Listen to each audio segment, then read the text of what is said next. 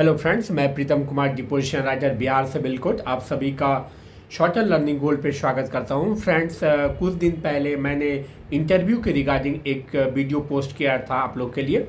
तो उस वीडियो में बहुत सारे कमेंट, कुछ बहुत सारा क्वेरी जो है रेज किया गया था आप लोग के द्वारा।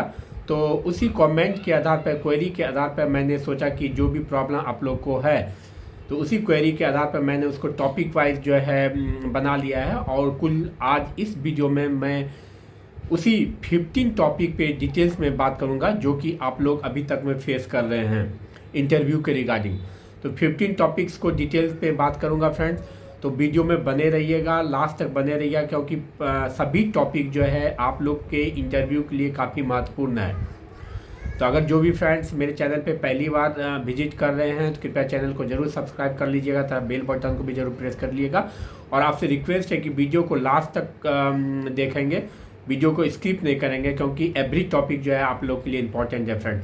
तो चलिए फर्स्ट टॉपिक हम लेते हैं कि क्या है फर्स्ट टॉपिक।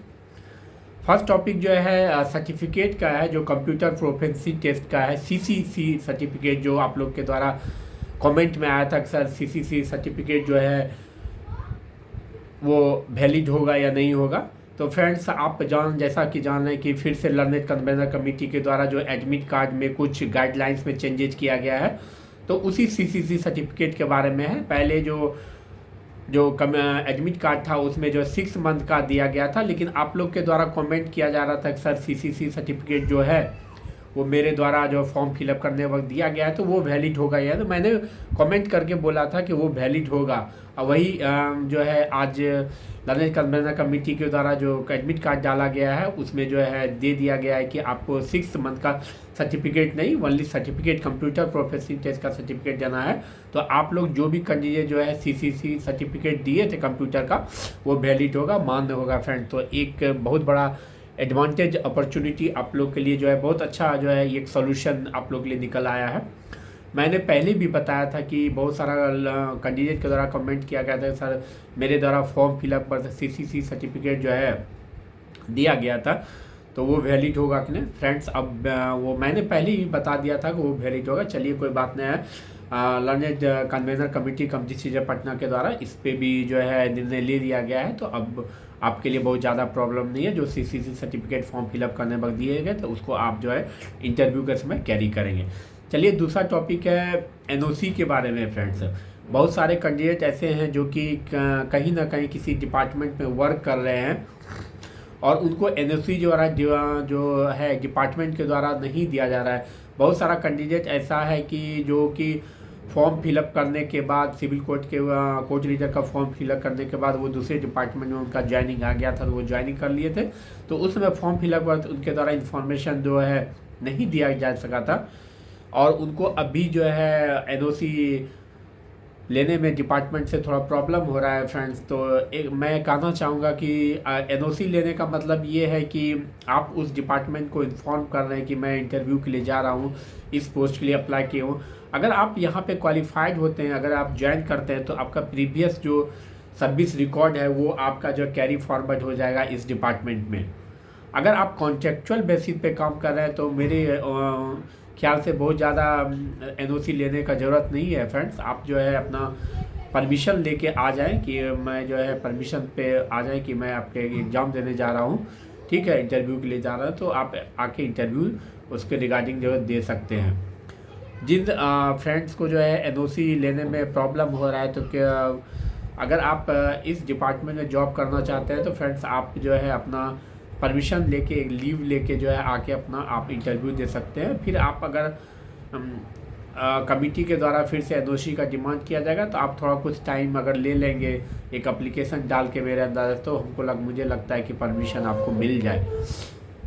तो चलिए ये दूसरा टॉपिक था। तीसरा टॉपिक जो गजेटेड अफसर से जो अटेस्टेड का था, जो कि फ़ोटोग्राफ्स अटेस्टेड कराना था फ्रेंड्स, वो भी लर्नेड कन्वेंशनल कमेटी कम डिसीजन पटना के द्वारा जो है अब उसको जो है ये सॉल्व कर दिया गया है। अब आपको जो है ओनली डॉक्यूमेंट, सारे आपके एजुकेशनल क्वालिफिकेशन के जो डॉक्यूमेंट हैं उसको आपको सेल्फ अटेस्टेड करके ले जाना है। और फॉर्म फिलअप करने वक्त आपके द्वारा जो भी स्नैप या फोटोग्राफ दिया गया था उसको आपको कैरी करना है फ्रेंड्स। तो आगे आप जो है किसी भी कैंडिडेट को कोई भी डॉक्यूमेंट या जो है स्नैप पे जो है गजेटेड अफसर से जो है सर्टिफाइड कराने की ज़रूरत नहीं है। ओनली आपको सेल्फ अटेस्टेड करके एक कॉपी जो है सारे एजुकेशनल डॉक्यूमेंट का या जो भी सर्टिफिकेट है उसका आप लोग को जो है ले जाना है। चौथा टॉपिक है computer certificate of same year, मतलब कि बहुत सारे कैंडिडेट हैं जिनका कि जैसे वो 20 से 23 में ग्रेजुएशन पास किए हैं और 20 में मान ले कि 23 में उनका अक्टूबर में जो है या 22 में उनका जो है 3 साल का था, तो मान लिया 19, 20, 21 में ग्रेजुएशन पास किए हैं और 21 में उनके द्वारा जो जिस मंथ में उनका रिजल्ट आया है एजुकेशन क्वालिफिकेशन ये डिग्री का मतलब ग्रेजुएशन का, तो उनका मंथ अगर मान ले कि कुछ मंथ टैली कर जाता है कि उसी मंथ में मान लिए अक्टूबर में आता है उनका रिजल्ट और जो है उनका सितंबर में जो है सर्टिफिकेट इशू हुआ है कंप्यूटर का, तो उनको कन्फ्यूजन हो रहा है कि सर ये कहीं कुछ प्रॉब्लम तो नहीं होगा। मैं इस बारे में बताना चाह रहा हूँ कि देखिए आप ग्रेजुएशन करते हैं तो वो एक डिग्री सर्टिफिकेट है, लेकिन जब आप ग्रेजुएशन के दौरान ड्यूरिंग ग्रेजुएशन जो है आप अगर टाइपिंग सीखते हैं या स्टेनोग्राफी सीखते हैं या कंप्यूटर DCA कोर्स करते हैं तो वो एक वोकेशनल कोर्स टाइप का है, वो रेगुलर कोर्स नहीं है, ठीक है। तो इसमें कोई दिक्कत नहीं है। जैसे आप मान लीजिए ग्रेजुएशन कर रहे हैं और उसके साथ जो आप स्किल टेस्ट स्टेनोग्राफी टेस्ट जो है सीखते हैं, तो अगर टाइपिंग टेस्ट सीखते हैं तो उसका सर्टिफिकेट आप उस ईयर का देते हैं तो उसमें कोई दिक्कत है। उसी तरह से जो ADCA या DCA का जो सर्टिफिकेट है वो वोकेशनल है, वो रेगुलर डिग्री नहीं है और वो डिग्री कोर्स नहीं है, इसलिए जो है आप अगर उसमें टाइमिंग मैच मतलब सेम ईयर का भी है, इस ईयर में आप ग्रेजुएशन कर रहे थे तो उसमें भी मेरे जो है व्यू से उसमें भी कोई प्रॉब्लम नहीं है। तो फ्रेंड्स ये एक आपका चौथा टॉपिक था। पांचवा टॉपिक जो है यूनिफॉर्म का है, मैंने फिर से इस टॉपिक को ले लिया है इस वीडियो में। तो यूनिफॉर्म के बारे में कहना चाहेंगे कि आप लोग जो फॉर्मल यूनिफॉर्म जो है पैंट शर्ट ब्लैक शूज जो है पहन के जाएं और यूनिफॉर्म में बहुत ज़्यादा जिग जैग वाला कलर नहीं होना चाहिए, नॉर्मल कलर होना चाहिए, जो कि आगे के इंटरव्यूअर जो लर्निंग कन्वेंशन कमेटी जो होंगे जो इंटरव्यू लेंगे तो उनको थोड़ा सा फील अच्छा गुड फील होना चाहिए, जो आपका जो पोशाक होगा वो जो है अच्छा दिखना चाहिए। तो आप नॉर्मल जो है ऑफ वाइट जो है इस टाइप का ब्लैक पैंट या क्रीम कलर का पैंट इस तरह का जो है आप लोग या हल्का नेवी ब्लू टाइप का भी पैंट जो है कैरी कर सकते हैं, पहन सकते हैं। तो बहुत ज़्यादा जिग जैग वाला नहीं होना चाहिए, अच्छे लुक ऐसा कलर पहने जो कि लुक को भी जो है थोड़ा सा आपका लुक अच्छा लगे। तो इस बात को ध्यान रखेंगे फ्रेंड्स। और ख़ास करके लड़की के लिए जो है जो भी ड्रेस है तो वो आप नॉर्मल सलवार सूट जो है इसी टाइप के कलर में आप जो है चूज कर लें तो ठीक रहेगा मेरे ख्याल से। और आप अपने चॉइस से भी कुछ आपको अगर है तो पहन सकते हैं। फिर कास्ट सर्टिफिकेट का बात है फ्रेंड्स।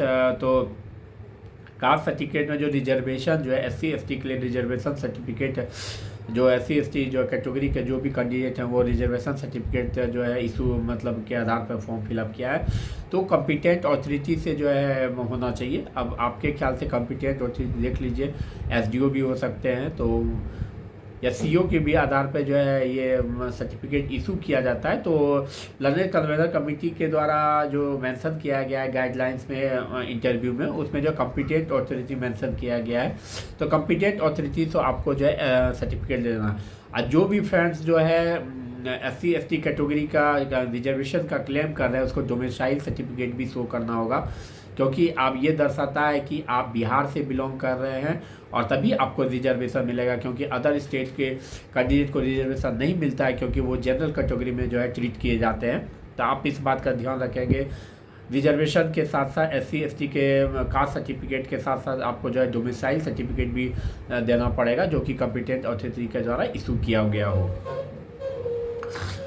और जो कैंडिडेट जो है BC EBC कैटेगरी के हैं उनको नॉन क्रीमी लेयर का सर्टिफिकेट इशू देना पड़ेगा और उसके साथ साथ उसको डोमिसाइल सर्टिफिकेट भी देना पड़ेगा। तो वो भी कॉम्पिटेंट अथॉरिटी से जो है इशू किया हुआ हो तो उसको आप जो है वहाँ पे प्लेस करेंगे इंटरव्यू के समय, डॉक्यूमेंट वेरिफिकेशन के समय।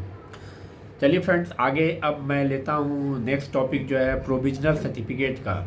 बहुत सारा कैंडिडेट का क्वेरी था, कमेंट था कि जो प्रोविजनल सर्टिफिकेट सर मेरे पास है ओरिजिनल नहीं है, देखिए, आप जिसमें फॉर्म फिलअप कर किए होंगे उसमें आपके द्वारा जो है प्रोविजनल सर्टिफिकेट जो है फॉर्म फिलअप करने पर दिया गया होगा, या उसका नंबर आप दिए होंगे प्रोविजनल सर्टिफिकेट का। तो उसी सर्टिफिकेट के जीरोक्स कॉपी को या ओरिजिनल जो भी कॉपी है आप जो है इंटरव्यू के लिए कैरी करेंगे डॉक्यूमेंट वेरिफिकेशन के लिए। ऐसा कोई नहीं है कि आप जो है अगर मान ली आपके पास ओरिजिनल सर्टिफिकेट नहीं है, क्योंकि आपने ओरिजिनल सर्टिफिकेट उसमें दिया भी नहीं था, अवेलेबल नहीं था तो आपने नहीं दिया था। अगर अभी अवेलेबल हो गया तो आप उसको कैरी कर सकते हैं, ले जा सकते हैं, उसका भी जीरोक्स कर लेंगे, सेल्फ अटेस्टेड करके ले। अगर नहीं अगर अवेलेबल है आपके पास, नई यूनिवर्सिटी से आपको मिल पाया, नहीं ले पाए हैं, तो आप जो प्रोविजनल सर्टिफिकेट जो ओरिजिनल है उसका जीरोक्स करके सेल्फ अटेस्टेड करके ले जाएंगे और ओरिजिनल भी साथ में ले जाएंगे फ्रेंड। फिर चलिए अगला टॉपिक देखते हैं, EWS सर्टिफिकेट। बहुत सारा कैंडिडेट जो EWS के बारे में बोल रहे थे सर कि 21-22 का जो है लंदन कन्वेंशन कमेटी के द्वारा जो है गाइडलाइंस में दिया गया है। तो फ्रेंड्स, जब आप फॉर्म फिलअप करने वक्त जब कर रहे होंगे तो उसमें 22 में फॉर्म फिलअप किए थे, तो 22 में आपके सर्टिफिकेट में लिखा होगा कि he is economically weak in year 2021 to 2022, मतलब 21-22 में आप जो इकोनॉमिकली वीक थे तभी आपका 22 में जो है सर्टिफिकेट बना है, तो वो सर्टिफिकेट को आप कैरी करेंगे, कोई प्रॉब्लम नहीं है। चलिए आप नेक्स्ट टॉपिक लेते हैं। बहुत सारा टॉपिक है, 15 टॉपिक पे कवर करना है फ्रेंड्स। आप लोग के लिए बहुत सारा जो क्वेरी था उसी को टॉपिक में मैंने कन्वर्ट कर लिया है और आपको सॉल्यूशन देने का कोशिश कर रहा हूँ ताकि आप लोग को हेल्प मिल सके। कुछ मेहनत करने से आप लोग के, अगर आप लोग को थोड़ा प्रॉब्लम आप लोग का सॉल्व हो जाता है तो मुझे भी अच्छा लगेगा, क्योंकि बहुत सारे कैंडिडेट का क्वेरी आता है, बहुत सारा कैंडिडेट पहली बार जो है इंटरव्यू को फेस कर रहे हैं। तो इसी व्यू मद्देनज़र मैंने सोचा कि नहीं, फिर से एक बार एक वीडियो आप लोग के लिए पोस्ट कर दूं जो आप लोग के हेल्पफुल होगा और उसके अकॉर्डिंगली जो है आप लोग प्रिपरेशन कर पाएंगे इंटरव्यू के लिए। क्योंकि बहुत सारा कैंडिडेट को कन्फ्यूजन, मतलब थोड़ा हेजिटेशन है, पहली बार इंटरव्यू है, किस डॉक्यूमेंट वेरिफिकेशन कराना है, इंटरव्यू किस तरह देना है। तो डॉक्यूमेंट वेरिफिकेशन एट फर्स्ट पहले आपका मुझे लगता है हो जाएगा, उसके बाद आप इंटरव्यू के लिए इन करेंगे फ्रेंड। तो चलिए 21-22 में वो मैंने बता दिया सर्टिफिकेट EWS का। फिर जो है रॉन्ग सर्टिफिकेट, ये मतलब रॉन्ग करने का मतलब ये कि बहुत सारा कैंडिडेट का जो सर्टिफिकेट नंबर दिया गया है, मेंशन किया गया है फॉर्म फिलअप करने के बाद, उसमें जो है उनका नंबर कहीं से कहीं कुछ डिजिट का मिस्टेक हो गया है या कुछ ये हो गया है। तो फ्रेंड्स, आप जब वहाँ पे जाएंगे तो आपका जो ओरिजिनल जो सर्टिफिकेट है वहाँ वनली जो है आपका जो देखा यही जाएगा कि आपका जो जीरोक्स कॉपी सर्टिफिकेट है और इसमें जो है ओरिजिनल जो है दोनों मैच कर रहा है कि नहीं। ठीक है, अगर 1-2 नंबर मिस्टेक किया तो इसके लिए अगर आप कुछ सॉल्यूशन एफिडेविट टाइप का ले सकते हैं कि हाँ मिस्टेक हो गया है मुझसे, तो आप ले लेंगे और साथ में जो है उस सर्टिफिकेट को कैरी करेंगे, वहाँ मैच किया जाएगा। तो अगर, क्योंकि जो डॉक्यूमेंट वेरिफिकेशन करेंगे तो उन्हें भी लगेगा कि नहीं कैंडिडेट के द्वारा हो सकता है कि जो है टाइपिंग मिस्टेक के कारण ये मिस्टेक किया गया है, तो मुझे लगता है कि कंसीडर इस मैटर पे किया जाएगा। चलिए अगला टॉपिक लेते हैं फ्रेंड्स। अगला टॉपिक है residential certificate. Residential certificate friends उन्हीं को देना है जो कि आप जो है रेसिडेंशियल सर्टिफिकेट बहुत सारा कैंडिडेट का था कि इशू की किस कॉम्पिटेंट अथॉरिटी से इशू हुआ हो। तो रेसिडेंशियल सर्टिफिकेट शायद CO से भी बन जाता है, SDO से भी बनवा सकते हैं, तो उसको आप जो है कैरी कर सकते हैं रेसिडेंशियल सर्टिफिकेट को। अगला टॉपिक है इंटरव्यू किस लैंग्वेज में देना है। फ्रेंड्स, आप जाना, मैं बताना आप लोग मेरे एक्सपीरियंस के आधार पर मैं आपको शेयर करना चाहता हूँ कि इंटरव्यू आप जिस लैंग्वेज में कंफर्ट हैं उसी लैंग्वेज में आप दें। अगर इंग्लिश में आप अच्छी तरह कंफर्ट है तो इंग्लिश में दे सकते हैं, हिंदी में कंफर्ट है तो हिंदी में दे सकते हैं। अगर मान लिया कि लर्नेड कन्वेंशन कमेटी के जो कमेटी मेंबर होंगे, इंटरव्यूअर होंगे, उनके द्वारा अगर मान लिया कोई क्वेश्चन एराइज इंग्लिश में किया जाता है, अगर आप कंफर्ट है तो इंग्लिश में दे सकते हैं या आप हिंदी में भी दे सकते हैं, कोई ऐसी बात नहीं है। लेकिन कुछ कैंडिडेट के द्वारा जैसा प्रिपरेशन मुझे जैसा नॉलेज में आया कि सेल्फ इंट्रोडक्शन का जो प्रिपरेशन है वो इंग्लिश में किया जा रहा है, तो ठीक है, अच्छी बात है, इंग्लिश में कर सकते हैं। लेकिन अगर आप नेक्स्ट लेवल का जो क्वेश्चन को भी अगर इंग्लिश में रिप्लाई कर सकते हैं तो ठीक है, नहीं तो आप हिंदी में कर सकते हैं, कोई इस मैटर पे इशू नहीं है। ठीक है, आप आराम से हम्बल रूप से अपने जो है विचार को, अपने नॉलेज को जो है कमिटी के सामने लर्नेड इंटरव्यू जो कमिटी होंगे, जो है लर्नेड जजेज होंगे, उनके सामने आप प्लेस कर सकते हैं। तो इस बात को लेकर ध्यान में रखेंगे कि आप अगर हिंदी में भी करेंगे तो कोई प्रॉब्लम नहीं है। ऐसा नहीं है कि जो कैंडिडेट इंग्लिश में करेंगे तो उनको ज़्यादा प्रेफरेंस दिया जाएगा। फ्रेंड्स, ऐसा नहीं है। देखिए, इंटरव्यू में क्या होता है कि आप कोई भी क्वेश्चन का आंसर जो है सटीक वे में, जो है ब्रीफ में और सटीक आंसर जो है अच्छे से प्लेस अगर उनके पास करते हैं, इंटरव्यूअर के पास करते हैं, तो वही आप लोग के आपके बेनिफिट में होगा। और अभी जो है जो टाइपिंग प्रोफेसरी कंप्यूटर प्रोफेसरी सर्टिफिकेट के साथ जो आपको दिया गया था अब टाइपिंग सर्टिफिकेट भी आपको कैरी करना, इस बात का ध्यान में रखेंगे। इंग्लिश हिंदी जो भी टाइपिंग सर्टिफिकेट है उसको आप कैरी करेंगे, क्योंकि अभी जो फ़िलहाल जो एडमिट कार्ड में गाइडलाइंस दिया गया है, कंप्यूटर प्रोफेसरी सर्टिफिकेट के साथ जो है टाइपिंग सर्टिफिकेट को भी आप जो है कैरी करेंगे।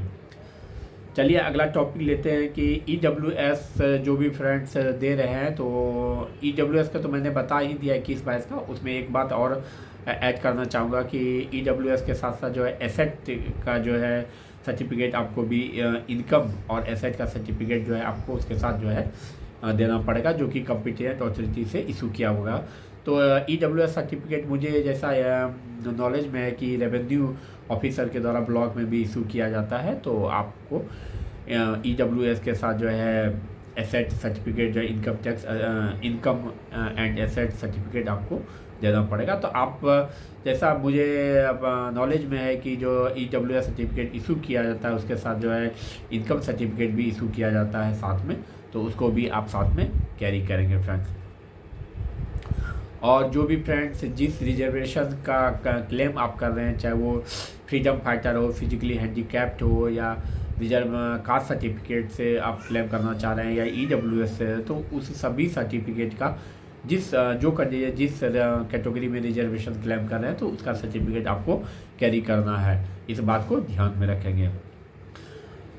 और मैं कहना चाह रहा हूँ कि आपको लर्निंग कन्वेंशन कमेटी डिस्ट्रिक्ट जज पटना के द्वारा जो गाइडलाइंस दिया गया है एडमिट कार्ड में, कि आपको जो है फॉर्म फिलअप करने के वक्त जो आप PDF रखे थे उनको जो है आपको कैरी करना है, और उसमें जो है फ़ोटो और जो सिग्नेचर है वो विजिबल होना चाहिए। ऐसा नहीं कि ऐसा प्रिंट आउट लें जिसमें कि फॉर्म पे जो फिलअप किए थे उसका PDF जो है उसमें अच्छे से जो आपका फ़ोटो है, फोटोग्राफ्स है, और उसमें सिग्नेचर जो है विजिबल सही से होना चाहिए। इस बात को आप ध्यान में रखेंगे फ्रेंड्स। और उसका प्रिंट आउट ले जाएंगे आप लोग, जो फॉर्म फिलअप किए थे उसका प्रिंट आउट जो है लेके आप जाएंगे। तो यही सारा टॉपिक था, कुल 15 टॉपिक था जो आप लोग के बीच में मैंने डिस्कस किया। अब मुझे जैसा नहीं, मुझे उम्मीद है कि आप लोग को बहुत ज़्यादा क्वेरी कुछ नहीं होगा, क्योंकि मैंने सारा जो जितने भी क्वेरी आप लोग के थे उसको टॉपिक वाइज मैंने डिटेल्स में आप लोग के बीच में शेयर किया हूँ। और अगर कुछ फर्दर कुछ क्वेरी होगा तो आप कर सकते हैं, मैं इसका रिप्लाई करने का कोशिश करूँगा फ्रेंड। तो अब बहुत ज़्यादा आप लोग के पास टाइम नहीं है, तो आप लोग थोड़ा सा प्रिपरेशन कर लें इंटरव्यू का। और इंटरव्यू का जैसे मैं एक सजेशन आप लोग को देना चाहता हूँ कि आप इंटरव्यू का सजेशन जैसे कुछ बोलने का प्रैक्टिस कर लें, जैसे सेल्फ इंट्रोडक्शन या किसी भी चीज़ का। तो अगर आप अपने घर में मिरर में अगर आप जो सामने में खड़े रह के अगर आप प्रैक्टिस करते हैं तो मुझे लगता है कि वो बेस्ट प्रोसेस होगा, वे होगा, ताकि आप अपने कॉन्फिडेंट आ सकेगा फ्रेंड्स। इस बात को आप ध्यान में रखेंगे कि आप मिरर के सामने खड़े होकर आप अपना जो सेल्फ इंट्रोडक्शन या जो भी है उसको जो है मिरर के सामने रखें, और ताकि आपको जो है कॉन्फिडेंट आएगा। क्योंकि आप जब इंटरव्यू देने के लिए जाएंगे तो आपके सामने जो है लर्निंग जजेज होंगे, तो उनके सामने आपको जो है अपनी बातों को रखना है, प्लेस करना है। तो अगर आप मुझे जैसा लगता है कि इस वे में अगर आप प्रैक्टिस करेंगे तो मुझे अच्छा लगेगा। और लर्निंग कन्वेंशन कमेटी रहेंगे, इंटरव्यूअर रहेंगे, तो उनको जो है आपको रिगार्ड देना है फ्रेंड्स, अच्छे से इस तरह से जो है थोड़ा सा सर झुका के प्रणाम करना है उनको। तो इस बात को ध्यान में रखेंगे फ्रेंड्स, रिगार्ड देते हुए उसके साथ परमिशन के साथ जो है परमिशन से फिर आप अपने सीट पे बैठेंगे, और जो भी उसके सारा क्वेश्चन अरेंज किया जाएगा। जो भी पूछा जाएगा आपको जो है उसका जवाब देना है। और इंटरव्यू रूम में आप इन करने के पहले जो है आपको धीरे से जो है स्लो वे में जो है आपको डोर को ओपन करना है। और जब आप अंदर में जाने के पहले आप परमिशन लेंगे, मे आई कम इन सर करके परमिशन लेंगे। अगर उनके द्वारा परमिशन दिया जाएगा तो आप थैंक यू बोलेंगे और फिर जो है दरवाज़ा को स्लो मोशन में आप जो है छोड़ेंगे ताकि ज़्यादा आवाज़ ना हो। और फिर वहाँ पे जाके आप अपने जब सीट पे जाएंगे तो फिर उनके परमिशन से फिर आप सीट पे बैठेंगे। आपका जो आपके लिए चेयर होगा इंटरव्यू देने के लिए, उस चेयर पर बैठेंगे तो फिर आपको थैंक यू बोलना है सभी को। जो लर्निंग जजेज होंगे उनको थैंक यू बोलना है सभी को। इस बात का, इस सब चीज़ का फ्रेंड्स, ये देखिए ये छोटी छोटी बड़ी बातें हैं, लेकिन इस बात को आप ध्यान में रखेंगे। कभी कभी होता है क्या कि आप लोग के द्वारा आप लोग थोड़ा हेजे मतलब पैनिक रूप में रहेंगे कि इंटरव्यू कैसे देना, तो हो सकता है आप लोग से मिस्टेक हो जाए। तो ये सब चीज़ बातों का आप लोग थोड़ा घर में प्रैक्टिस कर लेंगे तो अच्छा रहेगा। आपके घर में रूम है तो उसमें जो है बिफोर इन करने के पहले थोड़ा मैंने जो वे बताया उस रूम में प्रैक्टिस कर लेंगे। और मिरर के सामने भी सेल्फ इंट्रोडक्शन और इस तरह से जो है प्रैक्टिस करेंगे।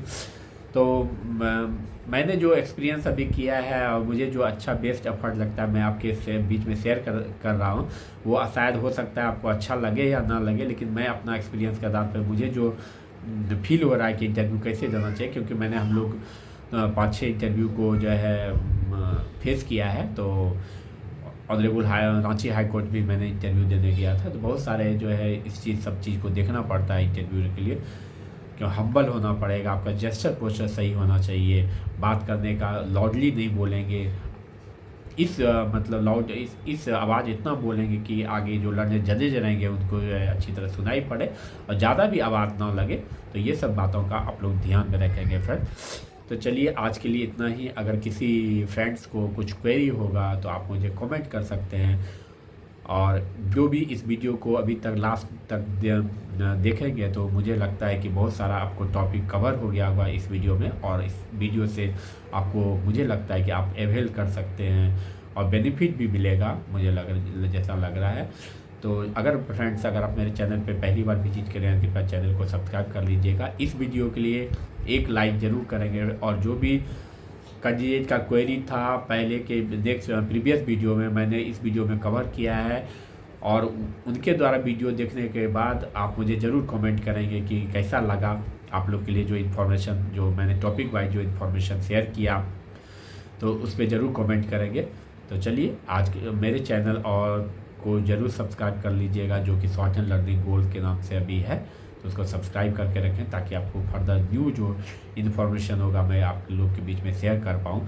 और जो भी कैंडिडेट अभी कोर्ट रीजर का जो है इंटरव्यू देने के बाद जो है जब आपका इंटरव्यू ख़त्म हो जाएगा, डेट ख़त्म हो जाएगा, तो मैं आप लोग के बीच में शेयर करूँगा कि जो है कोर्ट रीजर का काम क्या है, किस तरह काम करना है। तो मैं वीडियो के थ्रू आप लोग के बीच में शेयर करूँगा।